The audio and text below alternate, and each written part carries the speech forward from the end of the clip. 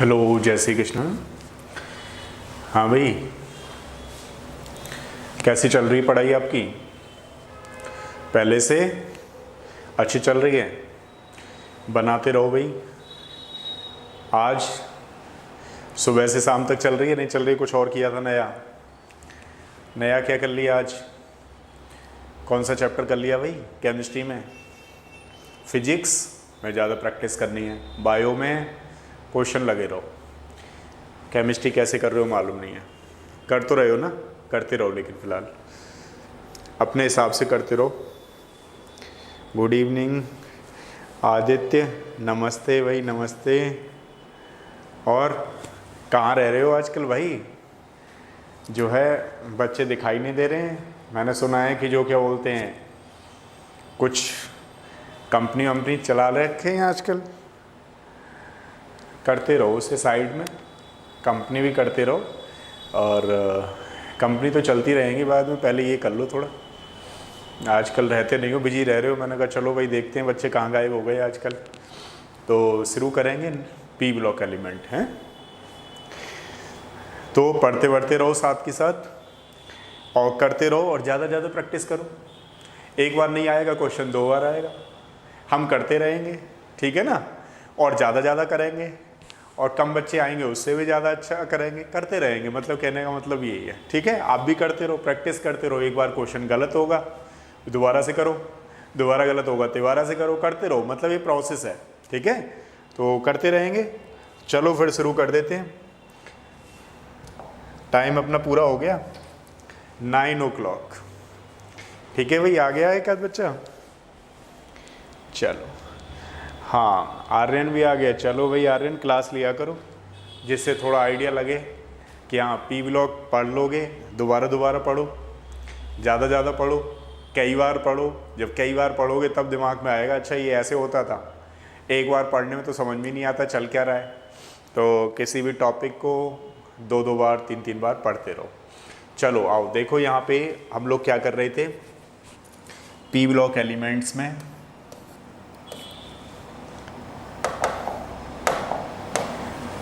हमने, मालूम है आपको, ग्रुप 16 शुरू हो गया था।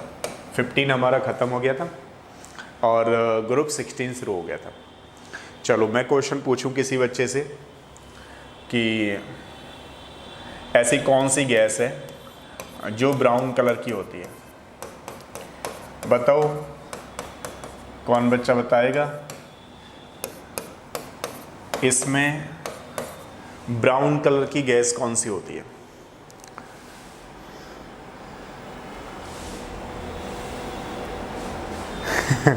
पबजी की कंपनी चल रही है भाई, बिल्कुल सही कह रहे हो। अब मैंने तो यार आदित्य इधर देखना ही बंद कर दिया, क्योंकि बच्चे नहीं आते हैं और उससे मेरा कॉन्फिडेंस भी थोड़ा सा लूज होता है। मैं देखता हूँ अच्छा कोई बच्चा ही नहीं आ रहा, लाइव क्लास चल रही है, बच्चा ही नहीं आता। तो मैंने तो अब ये सोच लिया है कि आप भले ही मैं बाद में देख लूँगा आपने किसने क्या क्या लिखा, लेकिन अभी फ़िलहाल उधर नहीं देखूंगा, क्योंकि उससे थोड़ा सा हल्का सा कहीं ना कहीं डिस्टर्बेंस तो चलता ही चलता है, ठीक है? तो उसको लैपटॉप को छोड़ देते हैं, फिलहाल यहाँ पे काम करते हैं। अरे मैंने तो क्वेश्चन पूछ लिया, देखना पड़ेगा इसका मतलब। तो चलो भाई, फिर तो एक बार देखना पड़ेगा। क्वेश्चन पूछेंगे तब तो आपसे डिस्कस करना पड़ेगा, तो लैपटॉप की तरफ देखना पड़ेगा। अच्छा, मैं ये नहीं देखूंगा कितने बच्चे देख रहे हैं, ठीक है? कॉन्फिडेंस जिससे बरकरार रहेगा। नहीं तो ये देख लेता हूँ तो कॉन्फिडेंस थोड़ा लूज सा हो जाता है, इसको लूज नहीं होने देंगे अब, ठीक है भाई? चलो, तो थोड़ा बताओ, इसमें ब्राउन कलर की गैस कौन सी होती है? कौन बच्चा बताएगा? ठीक है, तो देखो इसमें ब्राउन कलर की गैस ये होती थी, है ना? NO2 जो होती थी, कौन सी होती थी? ब्राउन कलर की गैस। अच्छा, हम लोग पी ब्लॉक में ग्रुप 16 कर रहे थे। ग्रुप 16 में कल हमने कहाँ तक कर लिया था? नाइट्रोजन कर लिया, फॉस्फोरस मतलब नाइट्रोजन वाला कर लिया था, ठीक है? और ग्रुप 16 में भी कितना कर लिया? बेसिक कर लिया था, जैसे जनरल प्रॉपर्टीज़ हो गई, physical chemical properties, boiling point, melting point वगैरह वगैरह, ये सारी चीज़ें हमने कर ली थी, ठीक है? देखो आज हम लोग करेंगे डाइऑक्सीजन।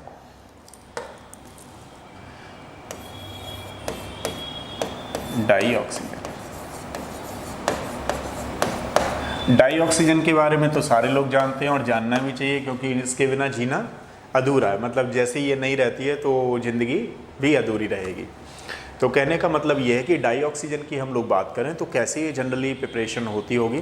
तो देखिए इसकी जो लैब मेथड है लैब मेथड इसकी जो होती है वो क्लोरेट या नाइट्रेट को जब हीट करते हैं, क्लोरेट्स या नाइट्रेट्स को हीट करने पर हमारे पास क्या बनती है, डाई ऑक्सीजन। फॉर एग्जाम्पल ये हमारे पास क्लोरेट है, इसको अगर हम लोग हीट करेंगे तो हमारे पास क्या बनेगा, ऑक्सीजन। ठीक है, तो KCl प्लस O2 बना। अब इसको थोड़ा बैलेंस कर लेते हैं, यहाँ 2K है तो यहाँ 2 लगा लीजिए। ठीक है, अब यहाँ पे 3 2 6 है तो यहाँ पर 3 लगा लीजिए। एक और चीज़, इसमें जो catalyst as a catalyst use होता है, इसकी प्रेजेंस में अगर हमने कर दिया तो इसमें जो बनने की रेट है वो थोड़ी कम जल्दी हो जाएगी। कहने का मतलब ये हुआ है ना, जल्दी जल्दी बन जाएगी, तो आप क्या बोल सकते हो, इसको एज ए कैटलिस्ट यूज़ होता है। तो लैब मेथड में या तो क्लोरेट हम लोग यूज़ कर सकते हैं या फिर नाइट्रेट यूज़ कर सकते हैं। अच्छा देखिए, दूसरा क्या होता है कि थर्मल डिकम्पोजिशन होता है। सेकंड वाली मेथड इसमें है थर्मल डिकम्पोजिशन।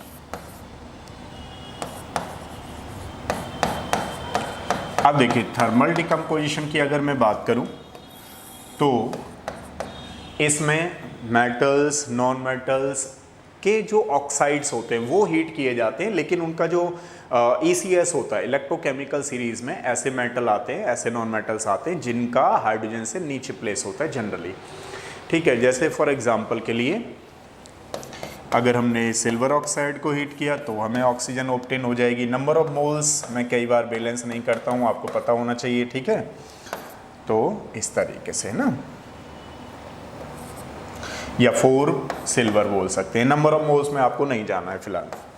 जैसे मान लीजिए हमने इसको हीट कर दिया तो हीट करने पर भी हमें क्या मिल जाएगा, O2 मिल जाएगा। ठीक है, इसमें जो सबसे अच्छी बात समझनी है आपको, कई बार आ जाता है पोटेशियम डाइक्रोमेट और मैग्नीज पर मैग्नेट। ठीक है, तो देखो जैसे पोटेशियम डाइक्रोमेट है हमारे पास, है ना, ये रिएक्शन आ जाती है कि बताओ this is the potassium dichromate. Potassium dichromate को जब हम लोग हीट करते हैं तो हमारे पास पोटेशियम क्रोमेट बनता है प्लस Cr2O3 बनता है प्लस में O2 बनता है। ठीक है, तो यानी कि इसको जब हमने थर्मली हीट किया तो हमारे पास डाई ऑक्सीजन बनेगी। एक मान लीजिए सेकंड वाला रिएक्शन है, पोटेशियम पर मैग्नेट बोलते हैं इसको। नंबर ऑफ मोल्स में बैलेंस नहीं कर रहा हूँ, मैं बार बार कह रहा हूँ आप लोगों से कि जनरल में लगा रहा हूँ। ठीक है, सेकंड थिंग ये है कि अगर हम लोग ये मैग्नेट को हीट करेंगे, पोटेशियम पर मैग्नेट को हीट करने पर हमारे पास पोटेशियम मैग्नेट बना। यहाँ जो आपको समझने वाली बात है, थोड़ा सा मैं समझाऊंगा दोबारा से। यहाँ पे देखिए, इसमें प्रोडक्ट इस तरीके से बनेंगे, यानी कि ऑक्सीजन भी लिबरेट होगी। एक चीज़ आप लोग देख रहे हो, मान लीजिए यहाँ पे KMnO4 है तो इसको पर मैग्नेट बोलते हैं। यहाँ से प्लस गया, यहाँ पे माइनस आ गया, तो KMnO4 कितनी ऑक्सीडेशन नंबर होगी इसमें, +7। ठीक है, क्योंकि यहाँ पे कितना हो गया, 2 4 जा 8 में से 1 गया तो +7। लेकिन मान लीजिए अगर यहाँ पे +2 चला जाए, 2 प्लस का चला जाए तो कितना आ जाएगा, -2 आ जाएगा। -2 आ जाएगा तो इसमें मैग्नीज की कितनी आ गई ऑक्सीडेशन नंबर, +6। तो this is known as the potassium permanganate, that is known as the potassium manganate. ठीक है, तो फर्स्ट प्रिपरेशन मेथड कौन सी है हमारी लैब में, एक तो पोटेशियम क्लोरेट या नाइट्रेट को जब हम हीट करते हैं तो बनता है हमारे पास। सेकंड वाला क्या है, थर्मली डिकम्पोज करते हैं, किसको, मेटल नॉन मेटल के ऑक्साइड को, लेकिन जनरली वो मेटल या नॉन मेटल लिए जाते हैं जिनका प्लेस ECS में हाइड्रोजन से नीचे रहता है। ठीक है, ये वाला है। थर्ड वाला देखिए कैसे करते हैं हम लोग, जब मान लीजिए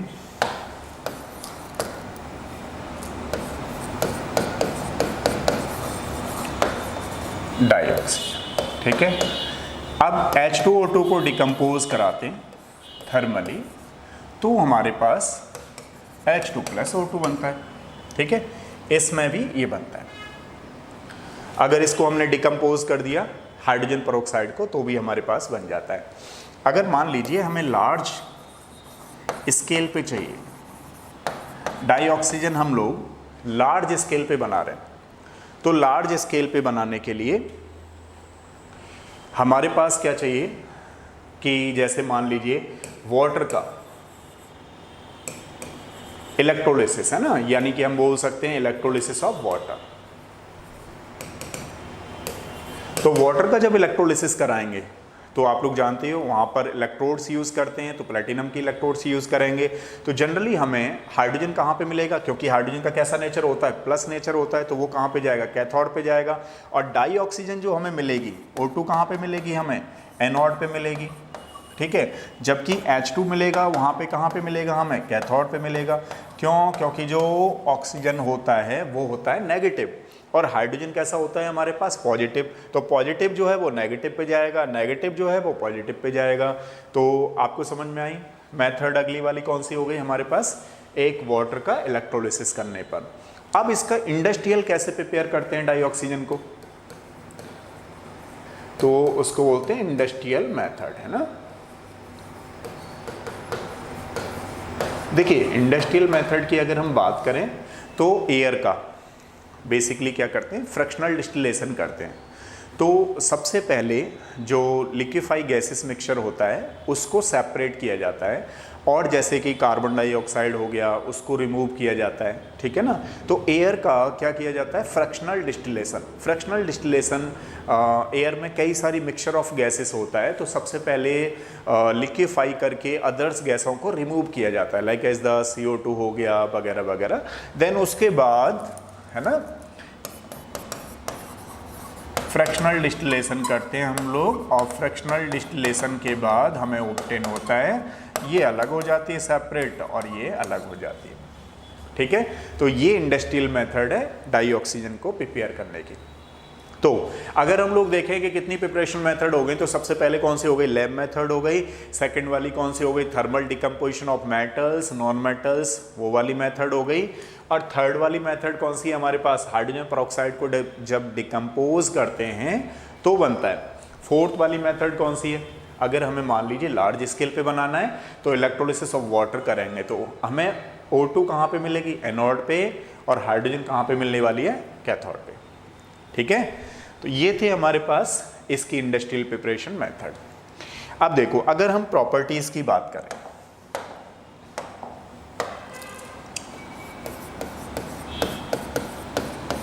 प्रॉपर्टीज ऑफ डाइऑक्सीजन, देखिए ये तो आप लोग भी जानते हो कोई भी कलर नहीं होता ऑक्सीजन का। जैसे यहाँ पे O2 फ्लो कर रही है तो कोई कलर नहीं है, इट इज़ कलरलेस, ठीक है।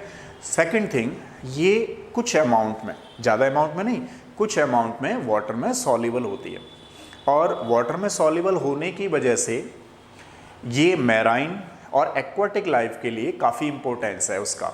अगर मान लीजिए ये सॉल्युबल नहीं होती वाटर में, क्योंकि हम लोग जनरली ऐसा सोच रहे थे तो नॉन पोलर है तो सॉल्युबल होगी नहीं, तो सॉल्युबल नहीं होती तो एक्वाटिक लाइफ फिर प्रॉब्लम में आ जाती।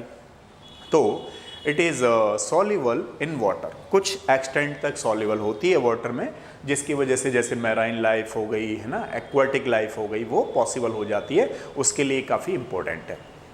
सेकेंड थिंग, ये क्या करती है, ऑक्सीजन कैन रिएक्ट, सारे मेटल से नॉन मेटल से रिएक्शन कर सकती है, केवल दो को छोड़ करके। अब वो दो मेटल कौन से होंगे, ठीक है, कोई बच्चा बताएगा कि वो दो मेटल कौन से होंगे। It can react all the metals and non metals. अब कौन बच्चा बताएगा, वैसे मैंने देखना बंद कर दिया है, मैं बार बार सोचता हूँ कि अब उधर नहीं देखूंगा कितने बच्चे देख रहे हैं, है ना, मेरा काम है करता रहूँगा, ऐसे ही मैं आपसे कहता हूँ करते रहो।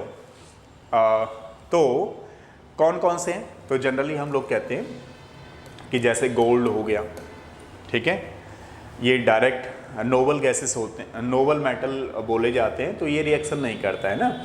और हमारे पास एल्युमिनियम हो गया, तो ये एल्युमिनियम से गोल्ड से डायरेक्ट रिएक्शन नहीं करती है, बाकी इनको अगर छोड़ दिया जाए तो सबसे ये रिएक्ट कर सकती है, ठीक है, क्योंकि जनरली इस पर तो पैसिव फिल्म बना लेती है। और अगर हम लोग कहें गोल्ड एंड प्लेटिनम तो वो भी चलेगा, क्योंकि वो भी नोबल मेटल होता है, ठीक है। तो इस तरीके से आपको ध्यान रखना है। तो ये सारे मेटल्स नॉन मेटल से रिएक्शन कर सकती है, किसको छोड़ करके, नोबल मेटल को छोड़ करके। और नोबल मेटल कौन कौन से होते हैं बताओ, जैसे प्लेटिनम हो गया, गोल्ड हो गया, एसेट्रा। अच्छा, मैं यहाँ पे जैसे बता रहा था आपको, एल्युमिनियम से तो रिएक्शन कर भी सकती है एक बार के लिए, वैसे तो पैसिव फिल्म बनाती है, लेकिन ये ध्यान रखना क्रोमियम का और इसका गोल्ड का जनरली इनसे नहीं करती, प्लेटिनम में भी रिएक्शन नहीं करेगी, क्योंकि ये एक्चुअली में दोनों नोबल मेटल बोले जाते हैं, ठीक है। तो ये वाली बात थी हमारी ऑक्सीजन की। बहुत ज़्यादा तो इम्पोर्टेंट नहीं है ये एग्ज़ाम के पॉइंट ऑफ व्यू से देखा जाए, लेकिन क्योंकि जब सारी चीज़ें कर रहे हैं तो इस चीज़ का ध्यान रखना है। इसमें 2-3 रिएक्शन है जो आपको बिल्कुल ध्यान रखनी है। कौन कौन सी? पोटेशियम डाइक्रोमेट का है और एक पोटेशियम परमैंगनेट का है। इसमें पूछ लेता है कि बताइए इसमें ऑक्सीजन बनेगी नहीं बनेगी, लेकिन अगर आपने रिएक्शन नहीं देख रखी है तो आप इसको थोड़ा सा कई बार समझ में नहीं आता है कि बनेगी भी O2 नहीं बनेगी। ठीक है, इस बात का आपको ध्यान रखना है। अच्छा, एक और चीज़, जब ये ऑक्सीजन डिकम्पोज होता होगा यानी कि अपने एटॉमिक फॉर्म में जाता होगा ऑक्सीजन, तो एक्चुअली में क्या है कि इसमें हमें हीट देनी पड़ती होगी, और देनी पड़ती होगी नहीं, पड़ती है। तो कहने का मतलब अगर आपसे पूछा जाए कि भाई बताओ ऑक्सीजन कैसा है, ये एंडोथर्मिक है या एक्सोथर्मिक है, तो हमें हीट देनी पड़ेगी, तो आप क्या बोलोगे? एंडोथर्मिक है। सेकंड थिंग ये है कि आपके एग्जाम में आ जाता है कि बताओ भाई ऑक्सीजन जो है वो पैरामैग्नेटिक है या डायामैग्नेटिक है। तो हम लोग जनरली क्या देखते हैं कि भाई जिसमें इवन नंबर ऑफ इलेक्ट्रॉन्स होते हैं वो जनरली क्या होते हैं? डायामैग्नेटिक होते हैं। लेकिन इसमें इवन नंबर ऑफ इलेक्ट्रॉन होते हुए भी this is the paramagnetic in nature. Why? Because we apply the MOT, molecular orbital theory. और मॉलिक्यूलर ऑर्बिटल थ्योरी के अकॉर्डिंग अगर आप जाते हो, इसका कॉन्फ़िगरेशन बनाते हो, तो जैसे मान लीजिए sigma 1s2 sigma 1s anti bonding 2, ठीक है, बना ही देता हूँ पूरा जब लिख ही दिया, तो sigma 2s2 sigma 2s anti bonding 2, पाई 2px2 पाई 2p/2, ठीक है, पाई 2px anti bonding 1 and pi 2p/, anti bonding 1। अब देखेंगे आप कॉन्फ़िगरेशन तो 16 हो रहा होगा, 2 4 6 8 10 12 15 एंड 16। तो आप लोग देखेंगे कि ये पैरामैग्नेटिक क्यों है? क्योंकि अगर आउटर में, इसमें लास्ट में अगर एक 1 इलेक्ट्रॉन, सिंगल इलेक्ट्रॉन फिल किया जाता है तो उसको हम लोग क्या बोलते हैं? पैरामैग्नेटिक। मान लीजिए अगर यहाँ पे लास्ट वाले में 2 इलेक्ट्रॉन आ रहे होते तो you can say that is a diamagnetic in nature. ठीक है, तो ऑक्सीजन कैसा होता है? पैरामैग्नेटिक इन नेचर होता है और एंडोथर्मिक प्रोसेस होती है। ठीक है, तो इतनी सारी चीज़ें हैं जो कि ऑक्सीजन के बारे में आपको ध्यान रखना है। अब जैसे फॉर एग्जांपल मान लीजिए एक आध कोई एनसीईआरटी में रिएक्शन दे रखी है, कोई हाइड्रोकार्बन है, अब लाइक दिस, ठीक है, अब ऑक्सीजन के प्रेजेंस में क्या बनेगा? CO2 और H2O ही बनेगा, है ना, और बाकी का आप नंबर ऑफ मोल्स तो बैलेंस कर ही लेते हो, तो CO2 + H2O लगाना है। मतलब कहने का मेरा ये है कि सारे मेटल्स नॉन मेटल से रिएक्शन कर जाता है नोबल मेटल को छोड़ करके। ठीक, ये बातें किसके बारे में है? डाइऑक्सीजन। तो चलिए दूसरा करते हैं फिर। कुछ समझ में आया है या ऊपर से चला गया?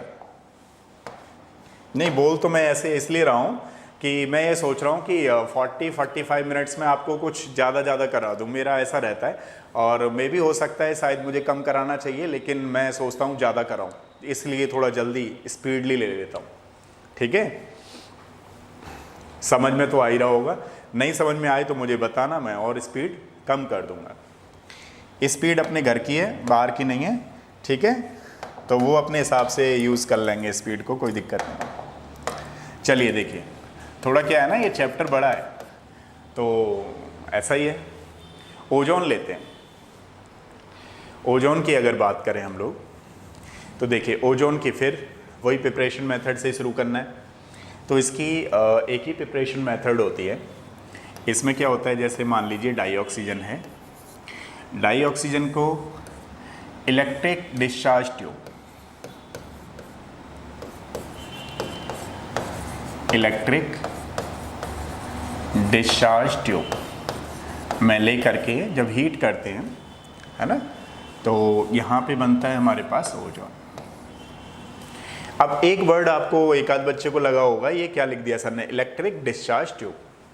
देखिए, इसका मतलब ये होता है कि मान लीजिए अगर हमने करंट बिल्कुल स्लोली पास नहीं कराया तो उसमें ये ओजोन बनने की जगह उसका डिकम्पोजिशन हो जाएगा, और डिकम्पोजिशन हो करके मे बी नेसेंट ऑक्सीजन बन सकती है।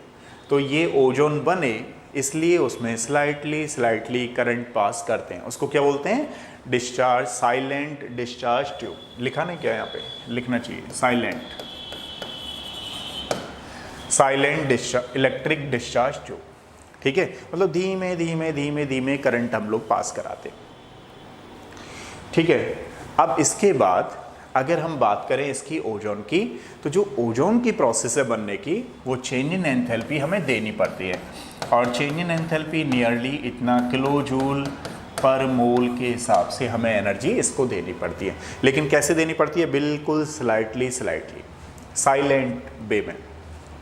अदरवाइज जल्दी से करंट प्रोवाइड कर दिया तो क्या बन जाएगा? नेसेंट ऑक्सीजन बन जाएगा। नेसेंट ऑक्सीजन ना बने इसलिए इसको हम ऐसा करते हैं। अब मान लीजिए इसमें जब है ना मिक्सचर बनने लगा,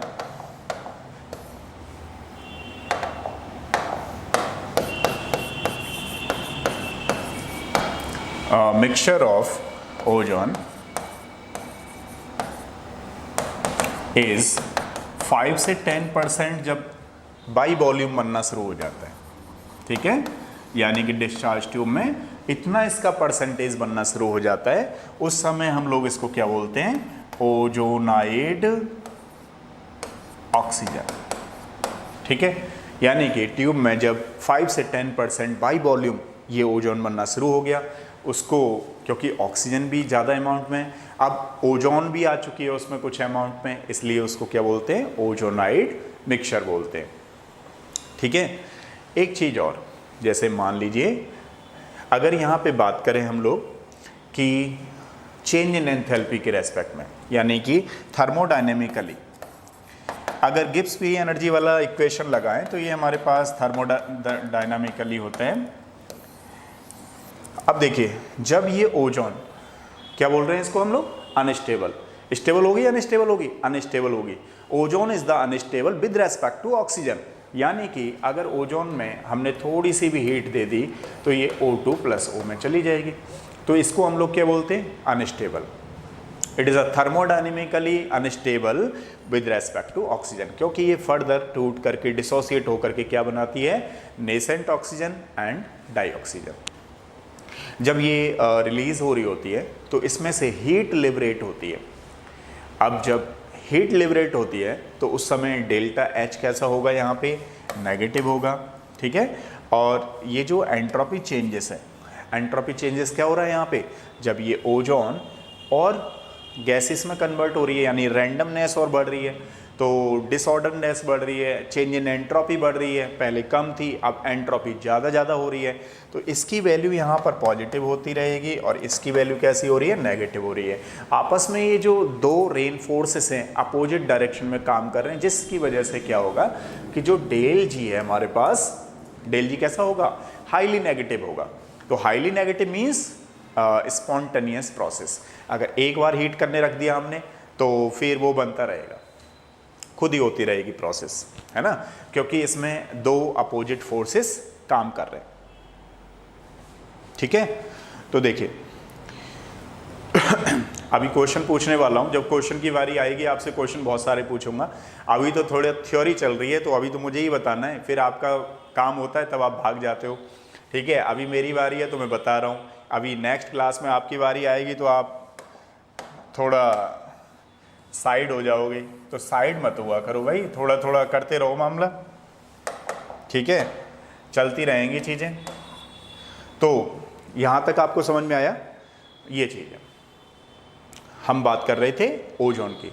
तो ओजोन में थर्मोडायनेमिकली अनस्टेबल, और इसमें डेल जी कैसा होने वाला है? नेगेटिव होने वाला है। अच्छा, जैसे ही इसकी कंसंट्रेशन यहाँ पर ओजोन की कंसंट्रेशन अगर 100 ppm से ज़्यादा इंक्रीज हो जाती है, यानी कि पार्ट्स पर मिलियन, कहाँ पे यूनिट यूज़ की जाती है? जब सॉल्यूट की अमाउंट वेरी वेरी नेग्लिजिबल होती है वहाँ पर इस यूनिट का यूज़ करते हैं हम लोग ppm, पार्ट्स पर मिलियन। यानी कि अगर ओजोन की कंसंट्रेशन मान लीजिए 100 ppm हो गई, उस समय ये अनकम्फर्टेबल हो जाती हैं हमारी ब्रीदिंग लेना, ठीक है, और हेडेक बढ़ जाता है, नोजिया हो जाता है, ठीक है। नोजिया तो आप लोग जानते होंगे, हेनरी लॉ में पढ़ा होगा आपने, यानी कि people can't think what should they do. मान लीजिए कोई एवरेस्ट पे चढ़ गया, ठीक है, माउंट एवरेस्ट पे चढ़ गया, अब वहाँ पे क्या होगा? प्रेशर तो कम हो जाएगा। अब प्रेशर कम हो गया तो वहाँ जो उसकी थिंकिंग पावर है वो काम ही नहीं कर रही है, ठीक है। अब रेयर केस में कुछ लोगों की काम करती रहती है, तो वो मेडिकली फिट होना चाहिए, उसी को ऊपर भेजते हैं, ना कह करके ऐसे बोल देते हैं कि वो माउंट एवरेस्ट पे जाते हैं। क्योंकि वहाँ पर जनरली प्रेशर कम होता है, वहाँ पे नोजिया, एनोजिया बोलते हैं वैसे तो उस डिजीज़ को, एनोजिया होने के चांसेस ज़्यादा हो जाते हैं ना। यहाँ पर भी क्या है, मान लीजिए ओजोन की जो अमाउंट है वो 100 ppm से ज़्यादा हो गई, तो उस समय क्या है, सांस लेना ही मतलब ब्रीदिंग जो है अनकंफर्टेबल हो जाएंगी और नोजिया भी हो सकता है। ठीक है, इस चीज़ का हमें ध्यान रखना। किसके बारे में कर रहे हैं हम लोग सारी चीज़ें डिस्कस, ओजोन के बारे में। अब देखिए नेक्स्ट वाली बात करते हैं हम ओजोन की। ओजोन के कई सारी चीज़ें हैं जिसमें से ozone is act as the oxidizing agent. क्यों होता है भाई ओजोन ऑक्सीडाइजिंग एजेंट की तरह काम क्यों करता है, बता सकता है कोई बच्चा? क्योंकि इसमें नेसेंट ऑक्सीजन निकलती है। Ozone is a oxidizing agent because further अभी आप लोगों ने देखा था कि जब ओजोन डिसोसिएट हो रही थी तो O2 एंड O में कन्वर्ट होती है। तो ये क्या है, ऑक्सीडाइज करती है, कई सारे मेटल्स नॉन मेटल को ऑक्सीडाइज करती है। फॉर एग्जांपल देख लेते हैं हम लोग, जैसे मान लीजिए NO है, हमने ओजोन की रिएक्शन कराई तो NO2 प्लस साइड प्रोडक्ट जानती हो O2 बनेगा। ठीक है, मान लीजिए यहाँ पे SO2 है, हमने ओजोन की रिएक्शन कराई तो यहाँ पे बनेगा SO3 plus side product O2 चल रहा है। ठीक है, जैसे फॉर एग्जांपल हमारे पास C कार्बन है, CO2 प्लस O2 बनेगा। ठीक है, अच्छा एक और चीज़, जैसे मान लीजिए अगर मैं किसी बच्चे से पूछूं कि ड्राई I2 है, ड्राई I2 के साथ मैंने ओजोन की रिएक्शन कराई, बताइए प्रोडक्ट क्या बनेगा? और मॉइस्चर I2 है, ठीक है, मैंने इसकी रिएक्शन कराई ओजोन से, तो बताइए क्या बनेगा? कोई बच्चा बताएगा इन दोनों के प्रोडक्ट क्या होंगे? Ozone act as the oxidizing agent. Ozone क्या होती है? ऑक्सीडाइजिंग एजेंट होती है। बताओ भाई कौन बच्चा बता रहा है?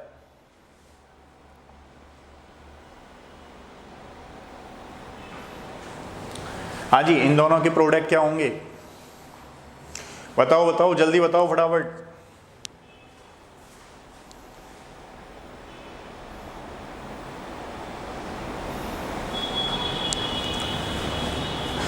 जब क्वेश्चन पूछूंगा तभी देखूंगा, उससे पहले नहीं देखूंगा।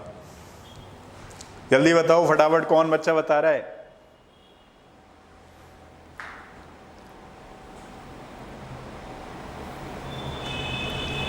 कोई बच्चा बता रहा है इनके आंसर क्या होंगे?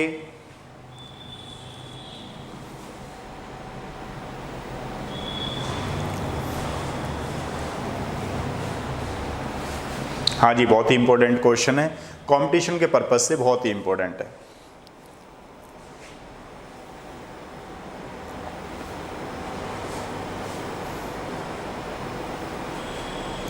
अरे भाई मैं वेट कर रहा हूं, कोई बच्चा बता रहा है इसका क्या आंसर होगा? ऊपर वाले का क्या आंसर है, नीचे वाले का क्या आंसर है, प्रोडक्ट क्या बनाएंगे?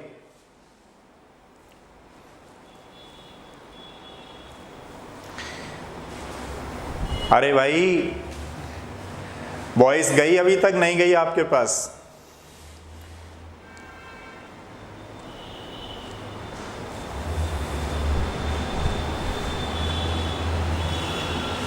चलो बता दें फिर, नहीं बता रहे हो आप लोग? अरे यार बता सकते हो वैसे तो, कुछ ऐसा है नहीं इसमें खास। चलो नहीं बता रहे हो तो बताते हैं फिर, ठीक है। इसमें ध्यान रखिएगा, ऊपर वाले में बनेगा हमारे पास I4O9, ठीक है, साइड प्रोडक्ट O2 चल रहा है। इस वाले में क्या बनेगा? HiO3। अब कोई बच्चा कहेगा सर समझ में नहीं आया। देखो भाई यहाँ पे क्या ले रखा हमने? ड्राई का मतलब मॉइस्चर नहीं है बिल्कुल भी, किसी भी तरीके का यहाँ पर हाइड्रोजन नहीं होगा। लेकिन मान लीजिए अगर मैंने मॉइस्चर ले रखा है तो यहाँ पर मॉइस्चर की वजह से हाइड्रोजन भी होगा और ये आयोडो फॉर्म हमारे पास बनेगा, ठीक है, या आयोडो एसिड बोलते हैं इसको, ये वाला बनेगा। तो ऊपर वाले में नीचे वाले में इस चीज़ का आपको विशेष ध्यान रखना है, ठीक है। ओजोन की बात चल रही थी तो ओजोन का अगर हमने देखा तो पहला वाला क्या है कि this is the oxidizing agent. Oxidizing agent क्या है? जैसे मान लीजिए कोई बच्चा अगर थोड़ा सा अभी इन चीज़ों को कॉन्सेप्टों को नहीं जानता तो उसके लिए और बताता हूँ कि ऑक्सीडाइजिंग एजेंट उसको बोलते हैं कि किसी को भी ऑक्सीजन को प्रोवाइड करना। अब मान लीजिए जब ये डिसोसिएट हो रहा था तो ये O2 प्लस O में कर रहा था ना, तो इस वाले O को अदर को प्रोवाइड कर देना, उसको बोलते हैं ऑक्सीडाइजिंग एजेंट। जो भी ऑक्सीडाइजिंग एजेंट होता है दूसरे का ऑक्सीडेशन करता है, तो यहाँ पे क्या हो जाएगा, ऑक्सीजन का बढ़ जाना। मान लीजिए कहीं पर हाइड्रोजन आ जाए तो यहाँ पर अगर HX आ गया कोई और ओजोन की प्रेजेंस हो गई तो बताओ क्या होगा, हाइड्रोजन का घट जाना। ठीक है, बाकी वाटर वगैरह बन जाएंगे वो अलग चीज़ है, लेकिन हाइड्रोजन का निकल जाना, समझ रहे हो आप लोग। Removal of H2, addition of oxygen, removal of hydrogen, सारे के सारे किसके हैं, एग्जाम्पल ऑक्सीडेशन। मान लीजिए कोई ऑक्सीडेशन नंबर पे बेस्ड दे दिया क्वेश्चन कि इसमें यहाँ पर ओजोन डाल दी, तो ऑक्सीडेशन मतलब लॉस ऑफ इलेक्ट्रॉन। किसका काम है ये, O2 का काम है, O3 का, क्योंकि यहाँ पे हम लोग कौन सी रिएक्शन पढ़ रहे हैं, यहाँ पे पढ़ रहे हैं कि ये ओजोन जो है वो एज अ ऑक्सीडाइजिंग एजेंट काम करता है। ठीक है, अब नेक्स्ट देखते हैं इसका।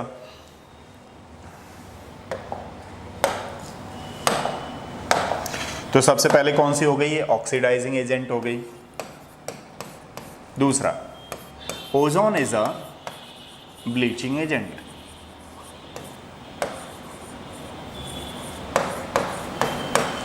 ब्लीचिंग एजेंट का मतलब क्या होता है, जैसे मान लीजिए कोई कलर्ड सब्सटेंस है,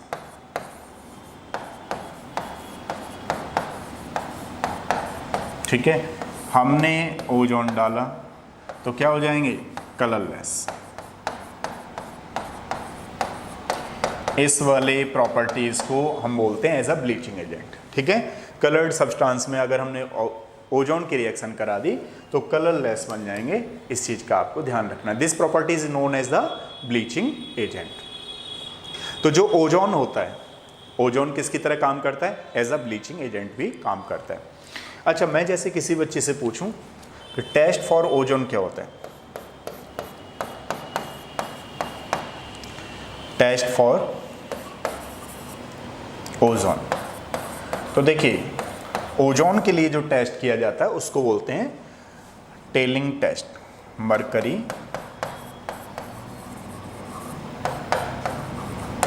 टेलिंग टेस्ट। अब मरकरी टेलिंग टेस्ट कैसे होता है वो समझिए, टेल है ये, है ना। तो टेलिंग टेस्ट कैसा होता है, जैसे मान लीजिए अगर हम लोग बात करें कि ओजोन है या मरकरी के बारे में बात करते हैं। मरकरी क्या होता है कि मोबाइल लिक्विड है, स्टार्टिंग में जो मरकरी होता है वो मोबाइल लिक्विड है, मतलब थोड़ा थोड़ा थोड़ा थोड़ा चलता रहता है, ठीक है। लेकिन जैसे ही ओजोन के कांटेक्ट में आता है तो उसकी जो मूविलिटी है, मान लीजिए ये लिक्विड स्टेट में यहाँ पे मैंने रख दिया है मरकरी, तो ये धीमे धीमे धीमे धीमे ये मोबाइल स्टेट में रहता है, तो mercury is the mobile in nature, या ठीक है ना, लिक्विड स्टेट में तो मोबाइल करेगा ही करेगा। लेकिन जब ये ओजोन के कांटेक्ट में आता है तो ओजोन के कांटेक्ट में आने पर इसकी जो मोबिलिटी है वो डिक्रीज करना शुरू हो जाती है। अब ये मोबिलिटी डिक्रीज करना शुरू हो जाती है तो एक पास में जब वो मोबिलिटी डिक्रीज कर रही है तो स्ट्रैकिंग कांटेक्ट आने पर जब इसको हम मरकरी के कांटेक्ट में लाते हैं ओजोन को, तो उस समय ये जब धीमे धीमे इसकी मोबिलिटी कम होती जाती तो एक पीछे से टेल टाइप की बनती जाती है, जिसको हम लोग बाद में बोलते हैं मरकरी सब ऑक्साइड। ठीक है, तो ये इसका टेलिंग टेस्ट होता है। जैसे फॉर एग्जांपल मरकरी, अब एक आध बच्चे को थोड़ा मे भी हो सकता है मैंने कहीं ज़्यादा हिंदी यूज़ कर दी हो, तो उसके लिए बता देता हूँ मरकरी, क्योंकि उसके लिए भी तो इंग्लिश बोलना पड़ेगा। मैं तो जनरली हिंदी ज़्यादातर आजकल तो यूज़ करने लग गया हूँ, पढ़ा तो मैं इंग्लिश में ही हूँ भाई, लेकिन अब मालूम नहीं क्यों अंदर से लगने लगा है, तो एक आध बच्चा सोचेगा हिंदी में तो सर ज़्यादा ही बताते रहते हैं, तो भाई चलो थोड़ा इंग्लिश बोल लेते हैं आपके लिए। इंग्लिश में सुनो ज़रा, इसको क्या बोलेंगे, मरकरी टेलिंग टेस्ट। अब समझो, mercury is the mobile liquid, when it contact with ozone the mobility of mercury decreases, ठीक है। after a tail is formed that is known as the mercury suboxide, because अब अगर हम लोग mercury सब oxide बोलते हैं इसको, देखो कभी क्वेश्चन आ सकता है आपसे कि मरकरी सब ऑक्साइड कौन सा बना, या ओजोन का जो टेस्ट होता है उसमें मरकरी के साथ जो कंपाउंड बनता है वो कौन सा होगा, तो काफ़ी इंपॉर्टेंट है, इसको बोलते हैं मरकरी सब ऑक्साइड। ठीक है, ये था इसका टेस्ट फॉर ओजोन।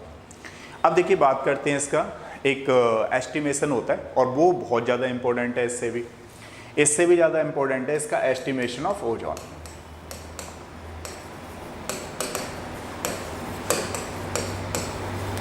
ओजोन का एस्टिमेशन कैसे किया जाता है। अब देखिए, एस्टिमेशन ऑफ ओजोन में क्या करते हैं, एक्सेस अमाउंट में पोटेशियम आयोडाइड लिया जाता है। जब पोटेशियम आयोडाइड के सॉल्यूशन में हम ओजोन से रिएक्शन कराते हैं तो क्या होता है, यहाँ पर आयोडीन लिबरेट होती है।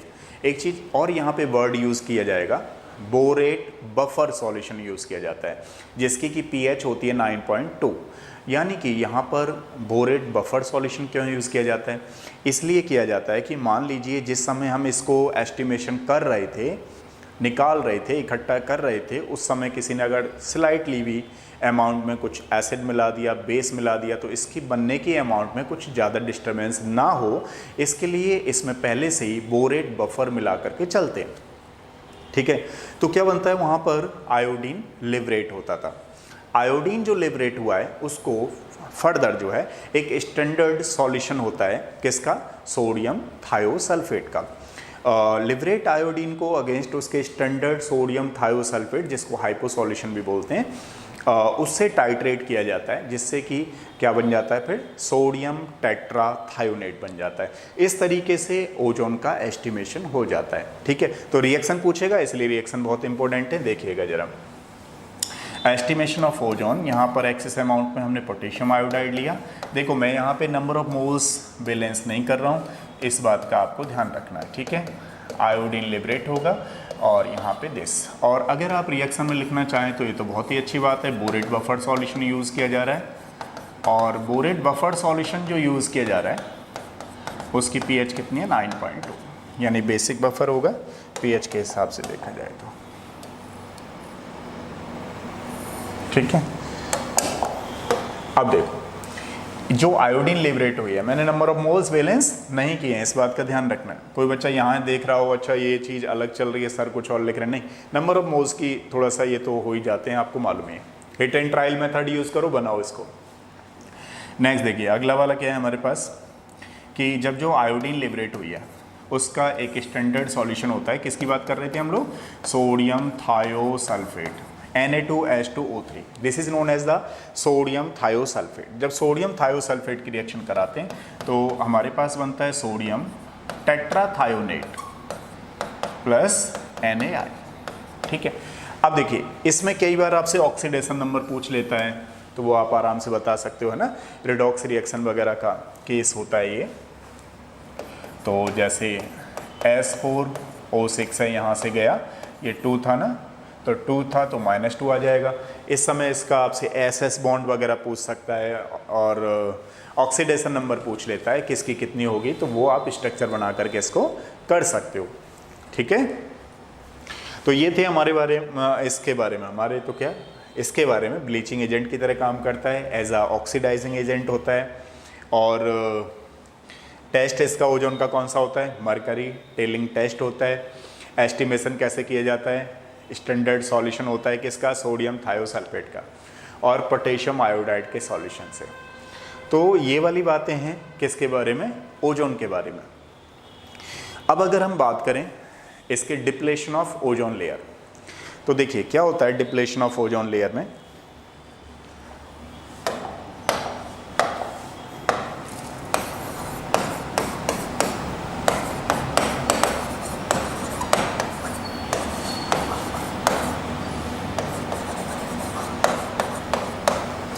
ये जनरली तो आप सारे बच्चे जानते होंगे कि यूवी विजिबल रेडिएशन को प्रोटेक्ट करती है ओजोन लेयर। ठीक है, अब उनको प्रोटेक्ट करती है तो ये क्या है, ओजोन ख़त्म होती जा रही है। जैसे जैसे ख़त्म होती जा रही है वैसे वैसे बहुत सारे लोगों को एलर्जी होती जा रही है, इसलिए वो ग्लास लगा के चलते हैं। एक बार तो मालूम पड़ा एक आदमी जो है मेट्रो में ग्लास लगा के जा रहा, अब साइंस वाले बच्चे ने देख लिया कि ये रात में चश्मा क्यों लगा रहा है। एक आध बच्चे के दिमाग में चलता है, क्योंकि अब तो खैर मेट्रो बंद है, कोरोना चल रहा है भाई, अभी तो पता नहीं है कब जाए खुलेगी। लेकिन पहले जो क्या होता था कि कुछ लोग अपने स्टैंडर्ड के लिए जो है नाइट में चश्मा लगा लेते थे। अब एक ने गिलास लगा रखा है, गोगल्स लगा रखा है, तो सामने वाला बच्चा परेशान हो रहा है साइंस वाला कि इसने ये क्यों लगा रखा है, ये क्या एक्टर है या एक्ट्रेस है या क्या ऐसा है कि मतलब इसने चश्मा लगा रखा है। वो चश्मा से परेशान है, उसके दिमाग में क्वेश्चन चल रहा है। तो एक दिन मेरे से आकर के पूछता है सर ये चश्मा क्यों लगाते हैं, मैं तो मतलब इतना सही हूँ लेकिन फिर भी मैं चश्मा नहीं लगाता। मैंने कहा तुम भी लगाया करो। क्यों लगाया करो कि भाई वो तो जो प्रोटेक्ट करते हैं ना, यूवी विजिबल रेडिएशन से प्रोटेक्ट करने के लिए लगाते हैं, तो कोई भी लगा सकता है, आप भी लगा सकते हो, क्या फ़र्क पड़ता है। ठीक है, अपनी अपनी सोच की बात है। आप अपने आप को ही महान आदमी समझ लिया करो कभी कभार, तो जिससे क्या होगा फिर किसी दूसरे को सोचने के लिए रह नहीं जाओगे। वैसे महान बनने के लिए तो बहुत काम करने पड़ते हैं, लेकिन मान लिया करो। मानने में क्या जाता है, मानते तो बहुत सारी चीज़ें हैं हम लोग साइंस में, ये मान लीजिए वो मान लीजिए, तो मान करके ऐसे ही मान लो। तो ग्लास लगा लिया करो कभी कभार, जब भी लगे आपको कि एक्टिंग करनी है या कुछ नया करना है तो लगा लिया करो। तो अब बात करते हैं यहाँ पे डिप्लेशन ऑफ ओजोन लेयर की। तो देखिए होता क्या है उसमें कि जैसे अब पहले सुपरसोनिक जेट एरोप्लेन्स तो थे नहीं, अब तो राफेल आ गया, बहुत सारी चीज़ें आ गई हैं। तो ये जो सुपरसोनिक जेट एरोप्लेन्स चलते हैं, इनमें नाइट्रोजन के ऑक्साइड्स रिलीज़ होते हैं। इनके एग्जॉस्ट में क्या होता है, नाइट्रोजन के ऑक्साइड्स रिलीज़ करते हैं। नाइट्रोजन के ऑक्साइड्स और वहाँ पर ओजोन की लेयर होती है, तो इनमें मिक्स होते हैं, स्पेशली नाइट्रोजन के ऑक्साइड्स होते हैं। तो ये अपर एटमॉस्फेयर में क्या करते हैं, जैसे उनके सुपरसोनिक जेट एरोप्लेन्स के जो एग्जॉस्ट होते हैं उनमें क्या है, नाइट्रोजन के ऑक्साइड्स रिलीज़ होते हैं।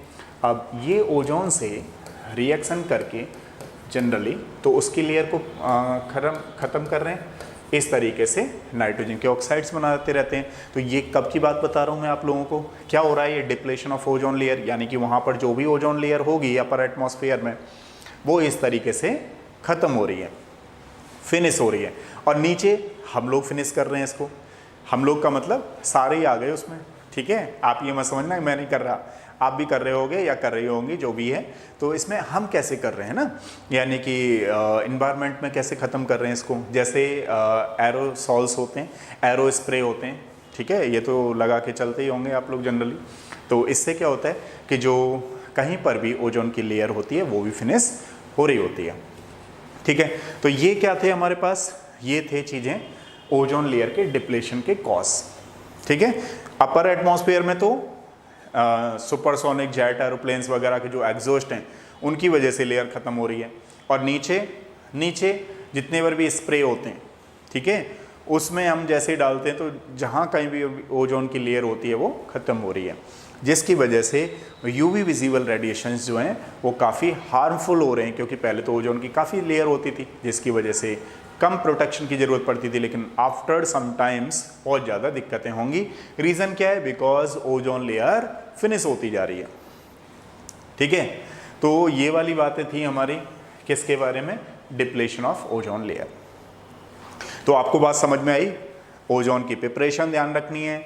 ओजोन का कैसे होता है कि पहले जब प्रिपरेशन कर रहे थे तो एंडोथर्मिक रिएक्शन है, लेकिन जब मान लीजिए डिकम्पोजिशन हो रही थी इसकी, थर्मली डिकम्पोज हो रहा था, तो ये एक्सोथर्मिक रिएक्शन होगी। और एक्सोथर्मिक रिएक्शन का मतलब चेंज इन एंथैल्पी कैसी हो रही थी, नेगेटिव। लेकिन जैसे ही चेंज इन एंथैल्पी नेगेटिव हो रही थी तो एंट्रोपी कैसी हो रही थी, इंक्रीज हो रही थी। ठीक है, कई सारे फैक्टर्स से। और ये ऑक्सीडाइजिंग एजेंट की तरह, ब्लीचिंग एजेंट, और इसका टेस्ट हमने देखा है ना। तो इस तरीके से इसका ओजोन का प्रिपरेशन होता है। नेक्स्ट देखिए, अगला वाला हम लोग करते हैं। जल्दी तो नहीं करा रहा, हाँ थोड़ा जल्दी तो करा रहा हूँ स्पीडली, क्योंकि मुझे ये लगता है ना कि अच्छा अगला ग्रुप कराना है, उसके बाद अगला ग्रुप कराना है। क्योंकि ये टारगेट लेकर के नहीं आता हूँ मैं कि अच्छा ये थोड़ा सा ही कराना है तो इसमें ही बोलना है, नहीं थोड़ा जल्दी भी कराना है। एक और कर लेते हैं थोड़ा सा, है ना, H2SO4। देखो जितना सिलेबस हो जाएगा आपका रिवीजन हो रहा है। मैं जल्दी बोल रहा हूँ, आपका थोड़ा रिवीजन हो रहा है। जिस बच्चे ने कर रखा होगा उसका और भी रिवीजन हो रहा है। ठीक है, तो देखिए H2SO4 को अगर देखा जाए NCERT में तो यहाँ तक लिखा हुआ है कि किसी भी कंट्री की हालत देखनी हो तो H2SO4 का प्रोडक्शन देख लो। ये वर्ल्ड वाइड काफ़ी जगह यूज़ होने वाला कंपाउंड है। इसको किंग ऑफ एसिड भी बोलते हैं, किंग ऑफ एसिड। जैसे मान लीजिए अगर मैं किसी बच्चे से पूछूं भाई बताओ वेजिटेबल्स का किंग कौन सा है, आलू, पटेटो बगैर आपने देखा होगा वेजिटेबल थोड़ी अधूरी रहती है। ऐसे ही एसिड, और एसिडों में भी नाम आ रहा और इसका नाम ना आए, ये तो अधूरा हो जाएगा मामला। ठीक है, मैं नहीं बोल रहा हूँ, NCERT बुक लिखा हुआ है उसमें कि किसी भी कंट्री की हालातें देखनी है कि कोई कंट्री मतलब मनीराम वाला होगा नहीं होगा, तो उसका प्रोडक्शन चेक कर लो कि H2SO4 का प्रोडक्शन कितना हो रहा है। जिस कंट्री में H2SO4 का प्रोडक्शन सबसे ज़्यादा हो रहा है, मान लीजिए वो रिचेस्ट कंट्री है, ठीक है। अब हम ऐसा मान लेते हैं कि वर्ल्ड वाइड इसका काफ़ी यूज़ होता है। अब कैसे बनता है वो थोड़ा केमिस्ट्री में पढ़ लेते हैं। तो देखिए पहले 2 मेथड यूज़ होती थी, आज की डेट में इसमें एक यूज़ की जा रही है। पहले यहाँ पे एक मेथड होती थी जिसको लेड चैम्बर मेथड बोलते थे, ठीक है। अब एक आध बच्चा सोच रहा होगा सर जब यूज़ ही नहीं होती है तो आप क्यों करा रहे हो? भाई मैं करा नहीं रहा हूँ, आपको कंपटीशन के पर्पस से बता रहा हूँ। क्योंकि लेड चैम्बर मेथड मान लीजिए अगर नहीं भी आती है तो ये ज़रूर पूछ लेगा कि लेड चैम्बर मेथड में कौन सा कैटलिस्ट यूज़ किया जाता है, उसकी वजह से थोड़ा आपको एक आइडिया दे रहा हूँ। एक होती है हमारे पास कॉन्टैक्ट प्रोसेस। पहले लेड चैम्बर मेथड का काफ़ी यूज़ किया जाता था, लेकिन इसमें लेड वगैरह की पाइपिंग वगैरह काफ़ी होती थी, तो इकोनॉमिकली काफ़ी जो है महंगी पड़ती थी, प्रीसियस पड़ती थी ये मेथड। इसलिए अब इस मेथड को हटा दिया। जब बनना ही बंद हो गया तो आपके सिलेबस से भी हटा दिया कि चलो छोड़ो, बच्चों को नहीं पढ़ाना, लेकिन कहीं कहीं पे दे रखा है, जिसकी वजह से थोड़ा कैटलिस्ट का ध्यान रखना है।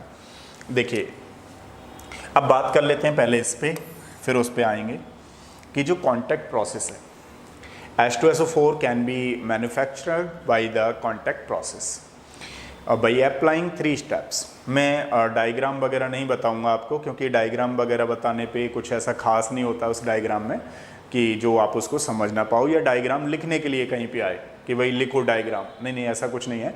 जनरली आपसे क्वेश्चन पूछेगा जो यहाँ पे बेस्ड होंगे, थियोरटिकली होंगे। ये इसकी 3 स्टेप्स होती हैं। अगर 3 स्टेप्स की मैं बात करूं तो नंबर 1 होती है इसमें बर्निंग ऑफ सल्फर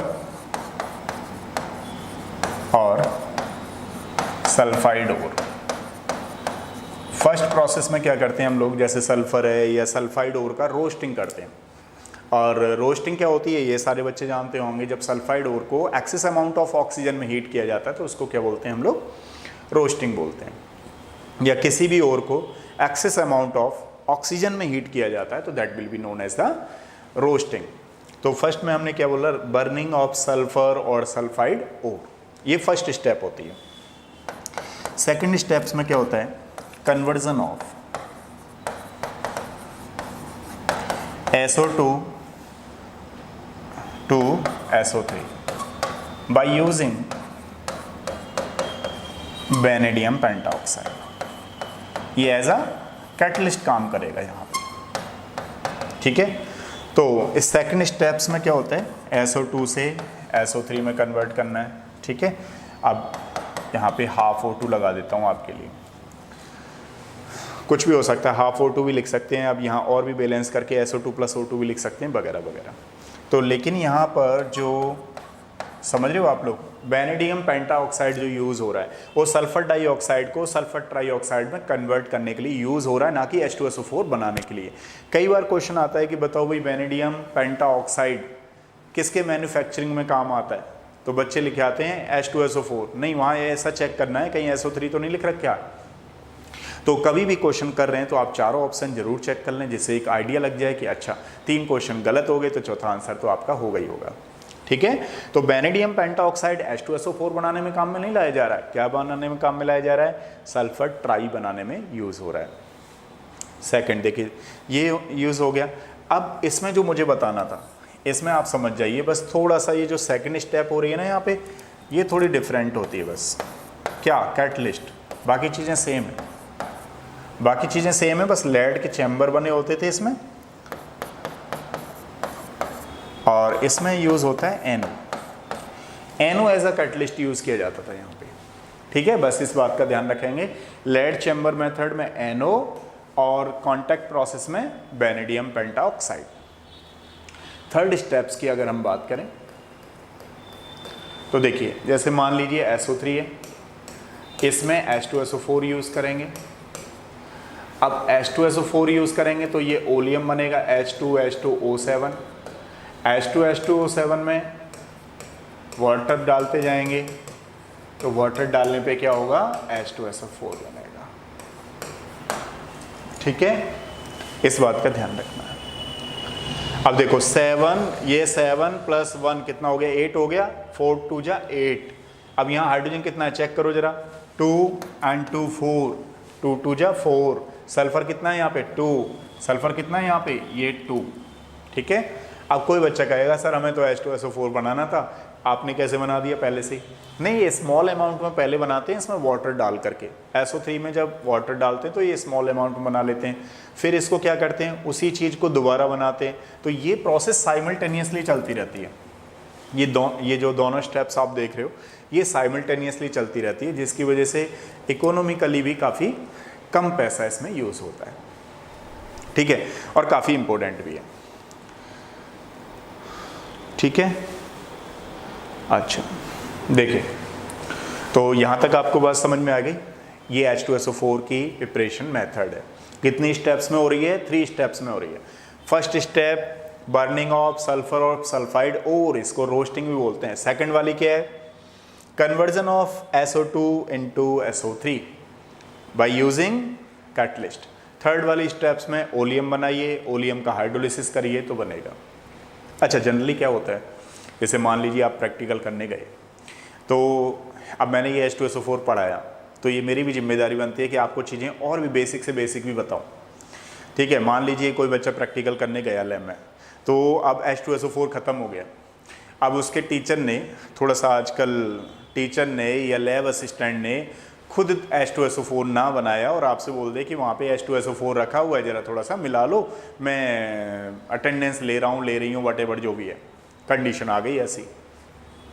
अब आप गए बड़े खुशी होकर के, चलो मैं ही बना लेता हूँ, मैं ही हूँ आज का टीचर, तो क्या फ़र्क पड़ता है, सारी चीज़ें तो मैं जानता ही हूँ। आप गए वहाँ से, बोतल खोली आपने और तुरंत मिलाने लग गए, तो ऐसे नहीं मिलाना है। मतलब आपको लगा कि अच्छा इसमें तो थोड़ा सा ही है, मैं ज़रा पानी डाल दूँ इसमें, ऐसा नहीं कर सकते आप, क्योंकि काफ़ी ख़तरनाक एसिड होता है। तो ख़तरनाक तरीके से इसके बारे में थोड़ा समझना ज़रूरी है। समझना क्या है, वाटर इसमें ज़्यादा लेना है, एसिड इसमें कम लेना है, तब आपको आराम आराम से डालना है, क्योंकि हाईली एक्सोथर्मिक रिएक्शन होती है, एक्सप्लोसिव हो जाएगा। ठीक है, तो उस दिन के तो आप टीचर हो ही हो, उसमें तो कोई तीन राय नहीं है, लेकिन हर चीज़ को प्रिकॉशन के साथ प्रैक्टिकल करना है जब भी आप करें लैब में। ठीक है, तो यानी कि पानी में एसिड मिलाएंगे, ना कि एसिड में पानी मिलाएंगे। दोबारा समझ में आया? मैं धीरे बोलता हूँ आपको। पानी ज़्यादा होगा, पानी में धीमे धीमे एसिड मिलाएंगे, ना कि एसिड में पानी मिलाएंगे। ये वाली प्रोसेस कट है, ये वाली प्रोसेस अप्लाई करनी है। बात समझ में आ गई आपको? और वो भी स्लोली स्लोली, नहीं तो ये हाईली एक्सोथर्मिक रिएक्शन होती है। जब H2SO4 बन रहा होता है उस समय भी हाईली एक्सोथर्मिक रिएक्शन होती है, और ये एक्सोथर्मिक जो रिएक्शन होती है इसका वॉल्यूम डिक्रीज़ कर रहा होता है। वॉल्यूम डिक्रीज़ करने की वजह से इसकी फेवरेबल कंडीशन, जैसे मान लीजिए एक स्टेटमेंट दे देता है कई बार बोर्ड में, इसकी मैक्सिमम यील्ड ऑब्टेन करने के लिए क्या कंडीशन होनी चाहिए। तो देखिए ये रिवर्सिबल प्रोसेस होती है, और रिवर्सिबल प्रोसेस में इसको फॉरवर्ड डायरेक्शन में जाने के लिए लो टेम्परेचर रखा जाता है, हाई प्रेशर रखा जाता है, ताकि ये ली-चैटले प्रिंसिपल को फेवर करते हुए एक मैक्सिमम यील्ड देती है। तो बात समझ में आ गया? To get maximum yield of H2SO4, low temperature and high pressure, but temperature should not too low, बहुत ज़्यादा कम नहीं होना चाहिए, because of reaction rate slow, जिसकी वजह से may be reaction rate slow हो जाएगी। मतलब कम होना चाहिए लेकिन बहुत कम नहीं होना चाहिए टेम्परेचर, जिससे कि रिएक्शन ही स्लो हो जाए, रिएक्शन की रेट ही स्लो हो जाए। ये बात समझ में आ गई आपको? तो ये H2SO4 की मैक्सिमम यील्ड अटेन करने का पॉइंट है। कौन सा? Low temperature high pressure, forward direction. और कैसी रिएक्शन होती है? Highly exothermic. ठीक है, अब जरा H2SO4 के बारे में आप ये सारी चीज़ें समझ गए हो, तो आगे की बातें सीखते हैं। इसकी प्रॉपर्टीज़ के बारे में बात करते हैं। अच्छा, टाइम हो गया क्या? Properties of H2SO। देखिए H2SO4 के बारे में अगर हम बात करें तो ये ऑयली लिक्विड होता है, ठीक है, और लिक्विड होने के साथ साथ इसमें काफ़ी high boiling point, melting point ज़्यादा होते हैं। रीज़न क्या है इसका BP MP होने का? बिकॉज H बॉन्डिंग होती है, हाइड्रोजन बॉन्डिंग होने की वजह से। जैसे मान लीजिए पानी में, वाटर में, it is a soluble in water. जब वाटर में हम लोग डालते हैं इसको तो ये हमारे पास हाइड्रोनियम आयन बनाता है, जिससे कन्फर्म होता है कि एसिड है। अब इसके रेस्पेक्ट में मान लीजिए Ka1 ले लिया हमने, अब उसको दोबारा हमने डिसोसिएट कराया, वाटर में डाले रखा, तो तब तक होता रहेगा जब तक उसमें से H+ आयंस नहीं चले जाते हैं। मान लीजिए यहाँ पे K2 हो गया, या एसिडिक कांस्टेंट बोल रहे हैं तो Ka1, और यहाँ पे क्या बोल दिया हमने, Ka2। अब आपसे पूछा जाए बताओ भाई इन दोनों में सबसे ज़्यादा एसिडिक कौन सा होगा, तो कौन सा वाला होगा? कौन बच्चा बताएगा? कोई बच्चा बता रहा है? तो इसमें अगर हम लोग देखें तो ऊपर वाला ज़्यादा एसिडिक होगा। कोई बच्चा कहे सर समझ में नहीं आया। देखो जरा इसको ऐसे समझिए आप लोग, जैसे मान लीजिए ऐसे करके, समझ रहे हो? अब जैसे ही हमने वाटर में डाला, ये वाला जो H+ आयंस है जल्दी से रिलीज हो गया। अब रिलीज जितनी जल्दी हुआ, यहाँ पे नेगेटिव आ गया।